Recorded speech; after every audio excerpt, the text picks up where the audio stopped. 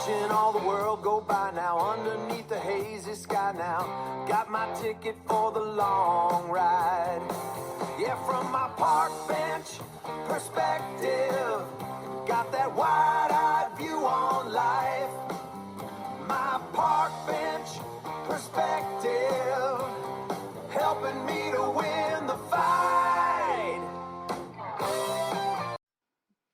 Good afternoon or morning, Carlos Figueroa. Mike Hammer here. How are you? I'm doing really well. It's fun to be back on the bench with you, Mike. You see, I changed the intro just for now, just once. It's okay. I love it. You go, keep going. Go get them. How you been? How you doing? What do you know? I'm good. I'm getting ready here for a nice warm 4th of July. Happy America 250.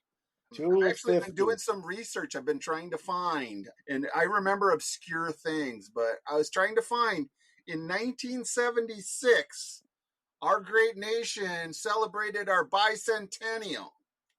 And Yeah. I, being in 4th grade, and I think it was because it was on the student council, but I got to be part of the group that painted a huge mural that was in the lunchroom at Elliott Elementary School in St. Louis Park. Elliott Eagle for life. Yes. So there was a Sun Sailor. That was our local paper. There was a Sun Sailor story on it, and one of our classmates, a year ahead of us, Ted Winder, posted that a decade ago, and I've been trying to find it, and I can't find it. It's a picture of me sitting on the floor with a bunch of other people, and we're painting a mural. And so that's what I think about, and that's what I did 50 years ago. I'll reach out to Ted and see if he can re-find it. All right, cool. That's the thing is, like, I don't need a Rolodex. I just need to ask you. Oh, You know everybody. The people in the. I know that you got some life and family things that have been thrown at you here, but do you have any plans for the 4th? I don't know. It seems to be a different spirit of America, but most people are just going, let's just go with the great nation, 250, celebrate it for what it's given us. And I don't really need that big an excuse to celebrate. It's great. It's a holiday. Let's have a beer. Let's have some fun. Let's watch some fireworks. Let's do a little ooh-ah. To me, I don't need to carry any greater significance for it because I'm sick of fighting and I'm sick of arguing. Yeah. And so I can enjoy a day off and not have it mean anything other than I'm enjoying a day off. And it works good because it's a weekend, so people don't have to scurry around or everybody try to get off work or whatever. And I know we'll get into the dogs, but I have one that's just, these are the worst 2 weeks of her life every year. Jesus, man. Fireworks, and she freaks, and thunderstorms and this, and I'm like, God, I don't know. Why don't you just hide in the closet today and about a week ago? And just hide for 2 weeks. Is that Copper? Oh, no. Copper, he's oblivious. He's whatever. And Sasha, she's got, and I get it. It hits her nervous system. And I know when we were young, it was, you might have got some firecrackers or bottle rockets, but they didn't start 5 days before and go after. I don't remember. First of all, fireworks were forbidden, right? If you could get, until one of the things that we've looked at and we've analyzed our life growing up was how the world got bigger as we got older. And to me, fireworks weren't a real thing until we were old enough to be able to drive to Wisconsin. And then, okay, now fireworks are a thing. And it's not that difficult. It's a half-hour drive. It's not impossible. Yeah, Wisconsin, the weird law. You could go there and buy them, but if you're a Wisconsin resident, you couldn't. And you couldn't lay them off there. But we used to have huge July 3rd parties, and we at least $1,000 worth of fireworks that we were lighting off. And they got bigger for personal use. They got bigger and louder and higher and brighter. And they go on for quite a while before and after the 4th. But it's still fun. A lot of communities were, rather than how are we going to celebrate, it's like, how are we going to afford it? Who's going to pay for it? Pam's family is up in Osakis, and apparently everything's gotten changed because the place that has always done it's like, now we want $2,500 because of our costs and everything else, and it's expensive to do. It's messy, but it's also fun. It's like, we're going to get rid of all of the fun, expensive stuff. You know what I mean? I don't know. It just seems like something gets lost when communities can't have a celebration via fireworks. And once again, you can do that without going into things in history that you didn't like or you're unhappy about this and that. You can just say it's a celebration.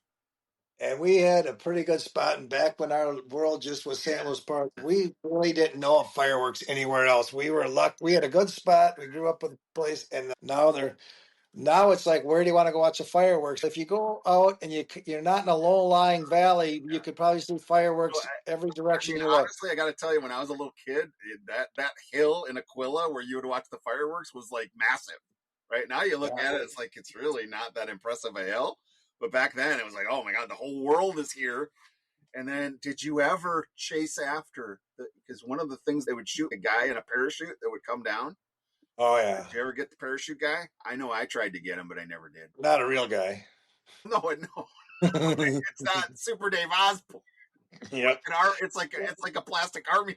Yeah, like an army guy. Yep, I do. I was being funny. Although if they started shooting humans out of cannons, it might increase the attendance at Parktacular. Yeah, I was there not too well, probably a dozen years ago now, and it's still big as ever. But yeah, they're cool. We'll figure out something to do. I know we'll dive into, because with the humidity, it kind of feels like the dog day afternoons. The dog, and the thing about that is, right now, I think if they held a vote in your house, humans would get outvoted by canines. We have just as many dogs as people here. We got a 4 spot. Yeah. But it's funny. Dog Day afternoons was because of started in the 1800s. Oh, How the heat would affect the dogs. really? And they used to they would whatever. But yeah, the heat and the dogs and the lazy, because most of the dogs lived outside and there wasn't air conditioning way back then. They're like, as much as they sleep normally, they're like, we'll just sleep longer. And if we sleep long enough, this will go away. But I just there was a movie reminded of a about it. joke, and we're going to talk about dogs. And I'm thrilled that you just did research, but I just thought of a joke that doesn't really fit, but I want to tell it. Can I tell it? Tell it, please do. This is a joke I heard told by Cheech Marin. And it's going, there's this guy, old man on a porch. He's got his donkey tied to the porch. And the guy says, hey, do you know what time it is? And the old man, he's got his hat down over his head, and he reaches over and he grabs with his right hand the donkey's testicles. And he lifts them up and puts them down and lifts them up and puts them down. It says 3:45. And the stranger says, that's amazing. How can you tell the time by grabbing onto the donkey's balls? He goes, well, first thing you grab it, then you lift it up, and then you see that clock over there? Didn't fit, but I just love that joke. And when you said Dog Day afternoon, it went off. But Chong does a funny skit about being a dog and a dog doing his duty and the look on his face but yeah, that's funny. Getting into the Dog Day afternoons, and there was a film about it, and then there was a song by it, and there was. but touching on summer and dogs. When we grew up, we both had a long history with dogs. I think a lot of people do. I think a lot of people, Small world. You extrapolate from what you experience, right? So we were dog people. We were not cat people. We were dog people. I'm now a cat person because I like cats. I like dogs. I like all animals. I'm a firm believer in what Lord Byron said, which is the more people I meet, the more I love my dog.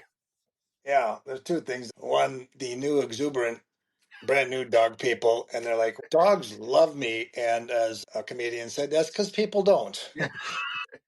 And I wanted to say, oh, I'm a dog person. What's a dog person mean? You look kind of shaggy. I don't know. Put it this way. I'm a dog person. Somebody says, oh my God, you let your dog on the bed? And I'm like, yeah. I'd let my dog borrow my car if he asked. Yeah, he could drive around if he could figure out how to have thumbs and, exactly, or the old movie with Tim Allen in it, not Shaggy Dave, but the Red Dog, the Clifford? No, it was Tim Allen. He turns into a dog. But I'll say to my son sometimes when we look out the window and he's looking out the window and sees this big grass field, and he goes to his kids because his kids didn't know it then. But he got bit by something. He turned into a dog and then he turned back into the dad. And he goes, when you see that big grass field, don't you just want to run? And the kids are like, what is wrong with you? But whenever we get to the dog park, you let them in, and they just my one just runs, gone. Where are you going? I don't know, but I gotta go. So my dog situation in St. Louis Park when I was really little, like 2 or 3, my parents had a couple of golden retrievers, Mickey and Dobie. And one died. One got hit by a car. One ran off. And so sadly, we didn't have any dogs in my house. I just vague recollection of these dogs, but then I was gonna say you did. I remember. we started getting poodles, and so then I can't ever forget the Maria going, Gabby, Mickey, because they would run around the side of the garage into the backyard. Yeah. And it's funny, you'd close the gate sometimes, but then you'd open it to let them run in. And I'm like, they're not running anywhere from the backyard to air conditioning. Yep. Exactly. Because you know why? It was probably one of those dog days of summer. Yeah. Boom. But yeah, I remember your two dogs, and your dad would sit in the Barca lounger, each one on each side, and he'd watch the Twins game. He would. That's a tremendous memory. That's exactly how it was. And so we had a couple. We had a couple of poodles, but when the time it got to Gambit and then Mickey, they would each have their side too. And sometimes Gambit would try to go in Mickey's side, and she'd like, nope, she'd back right into him and gone. So yeah, good. When I grew up, memories with those dogs. They were good dogs, but those were indoor dogs, right? Yes, they were indoor dogs. When I grew up, so I never had the experience of taking the dog for a walk or dog park or anything like that when I was growing up. We didn't have dog parks. My first memory when I was born, we had a golden retriever named Rip, and he was around till 6, 7 years old for me. And I remember when he got old, and he loved it outside, and he stayed out there most of the time. He had a big insulated dog house, and he didn't want to be inside, but he was outside, and he was a great dog. He would just never. Is that dog? Because you had in your backyard or your house there on Hampshire Avenue in St. Louis Park, you had a little kennel built kind of behind the garage. Was that for that dog, or was this something? That was that dog, the kennel and the doghouse in there, and yes, that was his kennel, and we used to climb. Even had a roof on half of it, and he was. I remember when the decision had to be made because he couldn't live anymore, and I remember because it was the Summer Olympics were going on, and my mom came back after she had to do it because my dad was too torn up, and I remember we were tearing up. You're like, oh, that was kind of like the first real close thing. I remember my grandpa died a few years earlier, but I didn't see him all that much. It wasn't real close, and experiencing something gone from your everyday life. You know what? Dogs were my first experience with death as well as a kid, understanding it, right? I'm sure I had older relatives, like great grandparents died or whatever, and it's like it doesn't register. But a dog who's in your house all the time, you notice when they're gone. Yeah, there was just visiting my girlfriend down in Denver, and on her table was the New Yorker magazine. It's a small little leaflet, and in it was an article about why is it so much harder when dogs die. Yeah. And the gist of it was when a person dies, there is a grieving process and a gathering and kind of a celebration or whatever, a funeral, a shiva, whatever you want to send the person off. When a dog dies, you really don't invite a bunch of people over. It's just gone, and there's not a lot of closure for it. And my closure has always been to let's go get another one. And it becomes that part where like, I'm going to wait for, what are you waiting for? Your dog would tell you, my thought is the dog that just passed would say, you know what? You were a great owner, or you guys were a great family. Go find another dog to experience what I experienced for 8, 10, 12 years. Go give that joy to someone else. This is actually getting really deep, but human beings have a very difficult time, and everybody deals with the thought of death differently. It's like something's gone that was there. Yeah. And this is actually something I always say when I watch far too many crime shows.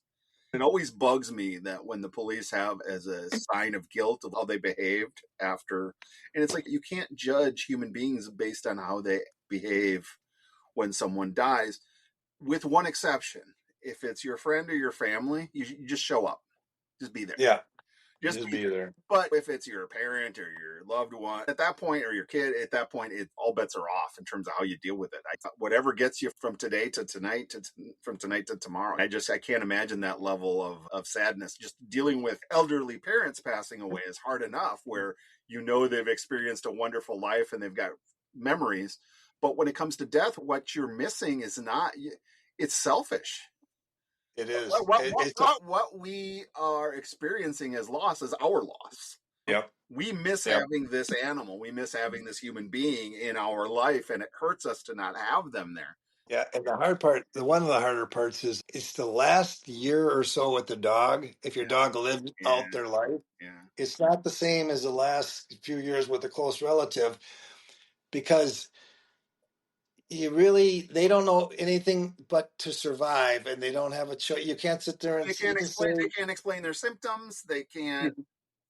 no, you can't. You can sit there and tell them it's okay to go, and they're like, well, "What? Just feed until the end." And I've been lucky; that was the only dog I had to put down. Yeah.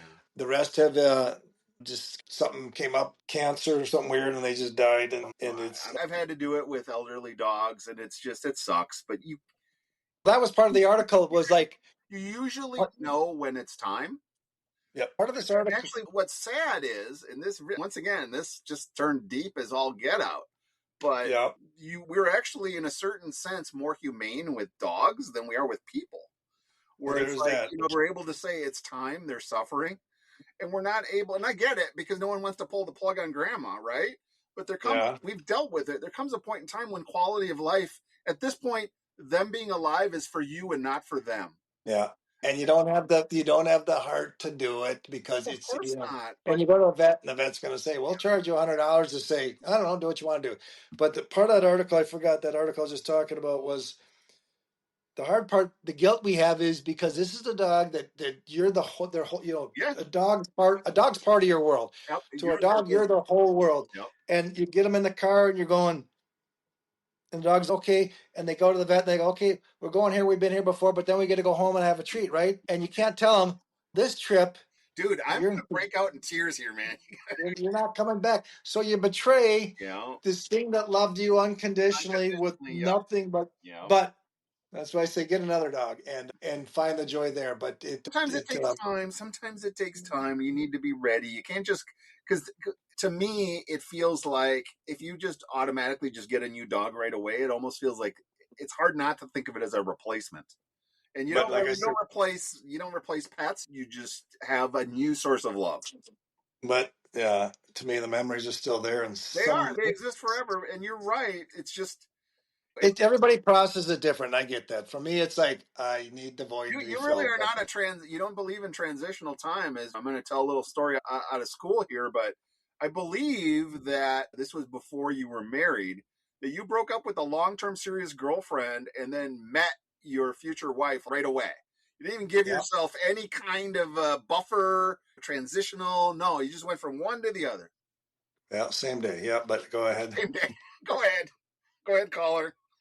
No, Yeah. but what I'm saying is, so it's like going. You don't believe in transitional animals. You don't believe in Mm. transitional. But I would say a lot of times the dog thing I didn't go out and run and get a dog. It seemed like another one landed in my lap. And Present most of my, just like your future wife, kind of just ended up in your lap. yeah, most of the dogs, I've only went out and purchased one dog. The rest were kind of like, basically kind of ended up on the doorstep and you're like, come on in, here's a bowl, here we go, have fun. And whether Windsor, who somebody saw a county road out in the country, car pull over, I miss throw a little. Windsor and Cosmo were such good dogs. They were, but somebody opened the door, threw this little puppy out, and these two girls I knew that I was in college with, they went and picked up the puppy, but they couldn't. They were in an apartment, they couldn't keep it, and I was in a house at college, and I was like, and I had one more summer there. I'm like, I'll take her, and we went. We didn't have a leash. We shared a pizza every day. That was our meal. We shared a pizza. That's how we fed. She would go to class with me, lay under my desk, Aww. until somebody did this whole I'm allergic and it's affecting my You know brain. what? Is always somebody. But that was just you open the door, the dog gets in, kind of like Mr. Bojangles and You know? or Clint Eastwood when he just called the dog and the dog followed him around. But you just it's you they come into your life for a reason, I think, and they stay there for a reason. I don't get the anti. I get it. Listen, if people don't clean up the poop of their pets, fuck that's on them, right? That is not acceptable. But there's so many people that are like anti-dog, and it's their dogs biting people all the time. I think of an example back when you used to live near the lakes. Didn't you get a ticket for your dog swimming in Lake Harriet or something? Well, yeah, they try to give us a warning. Dude, it's a lake. It's a dog. What's the problem here? Yeah, my dog Cosmo and Windsor, they'd go out and they'd chase the ducks and geese, Yeah. and they'd never catch them because the ducks and geese would taunt them, Yeah. and they'd get their workout and their energy. I'd rollerblade down there, let them loose and whatever. But yeah, people they talk about, and yes, you got to clean up after your dog, but You who's absolutely. cleaning up after the geese? Yeah. Who's cleaning up after the deer? True. They're critters. We have critters in society here, and they're some of the fun ones. But some people, and I guess you had a bad experience, or if you didn't grow up around them, Yeah. this and that. Well, But there's people that have legitimate fear of dogs or have had incidents. back like this, somebody goes, "I don't like dogs," and I'm like, they probably don't like you either. Because the thing is, in 1984, let's say, if you'd have said dog park, they'd be like going, "It's a park. It's for everybody." 10, It would have 15 been, years ago. why do you have to call it a dog park? We have lots of parks. Take your dog. Yeah, Consider it 10, done. 15. I think I lost your audio there, buddy.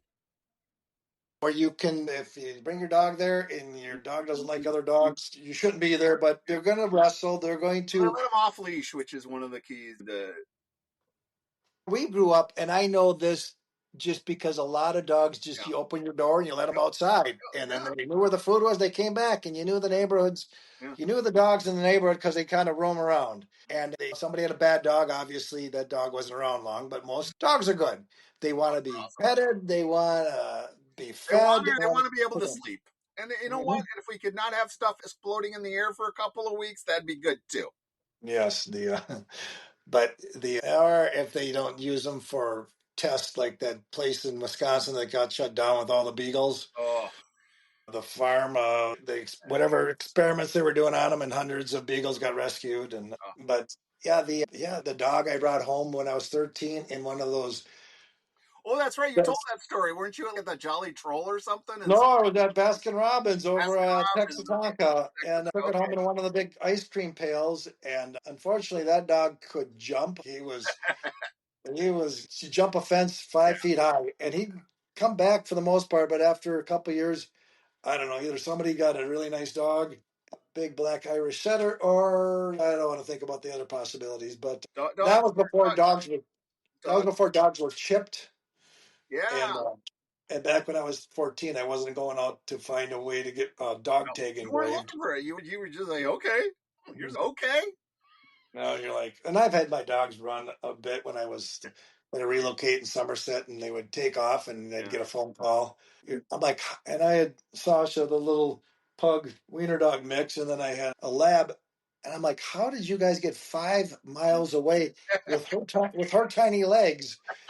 But there's a number of looking for your dog stories, and Aww. I just drove back from Colorado with 2 of the 4 that are here, Bob Marley and Willow. Bob Marley's a big gray lab who everybody thinks is a Weimaraner, but no, he's a big 120-pound gray lab. Reminds me of Cosmo because Cosmo was always north of 100. And then Willow is a white lab, and Bob is just chill as the day is long. And Willow's I love that you have a dog named Bob. Bob Marley. That's Annie's dogs. Bob Marley. I feel, labs are my favorite dog I've ever had. If I would need to have space for them to run around, you know what I mean? It's tough. But I had 30 years ago, Axel and Rose, 2 best dogs. One was a black lab, the other one was a black lab Rottweiler mix, and they were the best. And I felt like I got good names on them, Axel and Rose. Yep. Yeah, we went and picked up the 2 dogs, brought them back up here from Colorado for summer camp, as we're saying. Summer camp. Well, it's good. It's good for them to have camp together.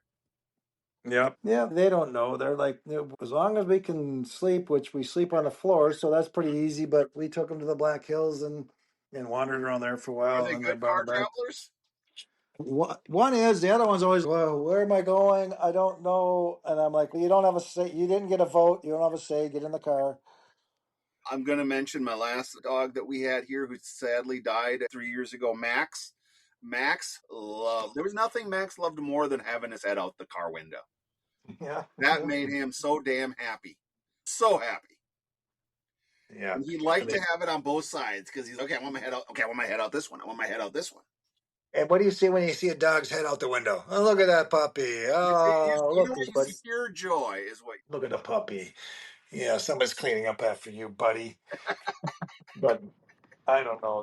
They give you go home and you're going to get You're going to get a great reception when you get home every time. What do they say? Is dogs give you some of the best days of your life and one of the worst. Yep. But I say if you love dogs, you're going to see a lot. I mean, once again, and if you want to live your life without ever having to experience negative feelings or hurt, you're going to be the boy in the plastic bubble, right? Yeah.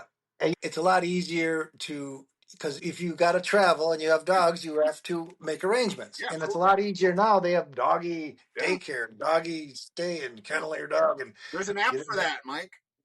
Yep. And there's Rover. My daughter's done Rover here where we take dogs into our inn here and have them for a couple days or a day. You already got the Hammer Hotel experience. Yeah. We have the Hammer Dog Hotel. So we Rover, we do it's I don't know, they make life better in my opinion. You know what? I firmly believe that, and I'll do a shout out to my two kittens, Bubba and Tiny, because they're awesome as well. When I was a dog person, I'd never experienced cats. I'm like, yes, I'm a dog person, not a cat person, but I think all of the animals in the world are awesome and way better than most people. When we were growing up, we had cats too, because dear sister Michelle, brought home a cat one day. Okay. And did I tell you the story about the cat and the bird? You did not, unless you're going to do a Looney Tunes cartoon. It was that, but the ending wasn't a cartoon. Ending. Oh no! So my sister had a boyfriend, and she had a cat, and the cat was cool, and he bought her a bird. I brought up Putty Tat. Parakeet. And at one point, we were sitting there in a room, and he pulls out the bird, and he's going to make the bird and the cat get to know each other. Oh, boy. And he's holding the bird in his hand, and the cat's there in one fell swoop.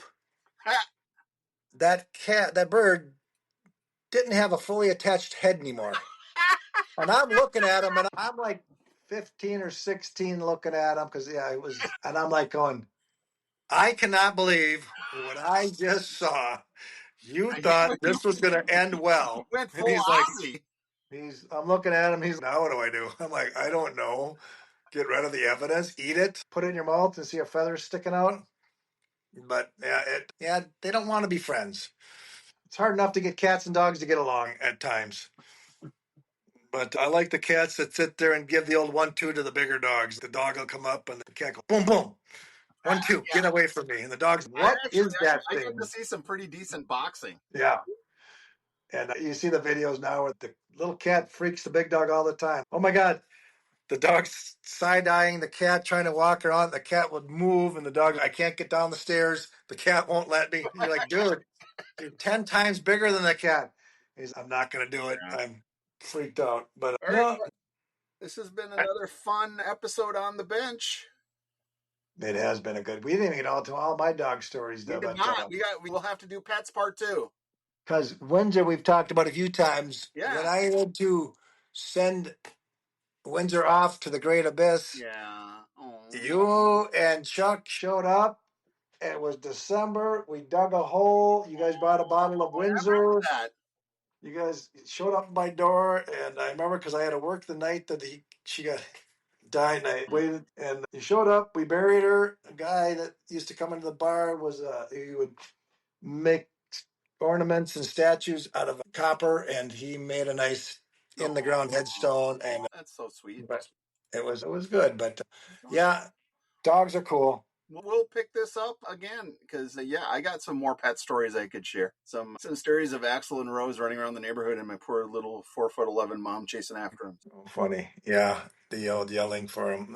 Cool. All right, buddy. All right. You know what?